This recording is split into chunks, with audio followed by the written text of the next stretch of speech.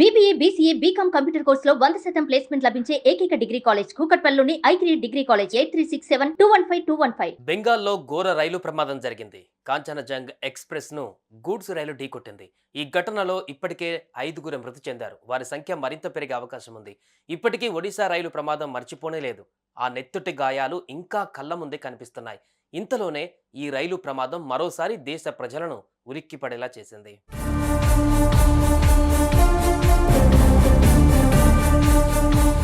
పశ్చిమ బెంగాల్ డార్జిలింగ్లో జరిగింది ఈ ప్రమాదం.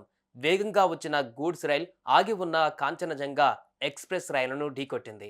కాంచనజంగా ఎక్స్‌ప్రెస్ సీల్దా వెళ్తున్న క్రమంలో రంగపాని, నిజబరి మధ్య ఈ ప్రమాదం జరిగింది.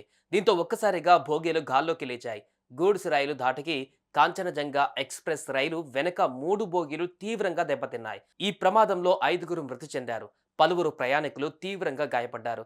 మృతుల సంఖ్య మరింత పెరిగే అవకాశం ఉంది.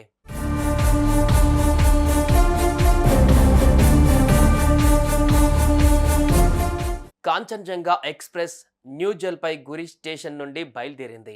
రైలు రంగపాని ప్రాంతానికి చేరుకోగానే ఎదురుగా సరుకుతో ఉన్న గూడ్స్ రైలును ఢీకొట్టింది.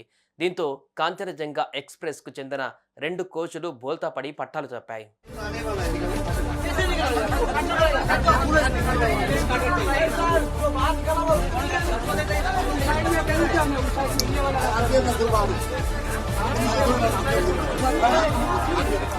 ప్రమాద విషయం తెలియగానే రైల్వే అధికారులు, ఆర్పీఎఫ్, జీఆర్పీఎఫ్ సిబ్బంది ఘటనా స్థలానికి చేరుకొని సహాయక చర్యలు చేపట్టారు. ట్రైన్లో ఉన్న వారిని దింపేస్తున్నారు. అటు ఈ ఘటన ఎలా జరిగిందనేది ఇప్పుడు విచారణలో తేలాల్సి ఉంది. సిగ్నలింగ్ సమస్యతోనే గూడ్స్ రైల్ అదే లైన్లో కదిలినట్లుగా ప్రాథమికంగా నిర్ధారించారు. సుమన్ టీవీలో మీ పర్సనల్ అండ్ బిజినెస్ ప్రమోషన్స్ కోసం కింది నెంబర్కి కాంటాక్ట్ చేయండి.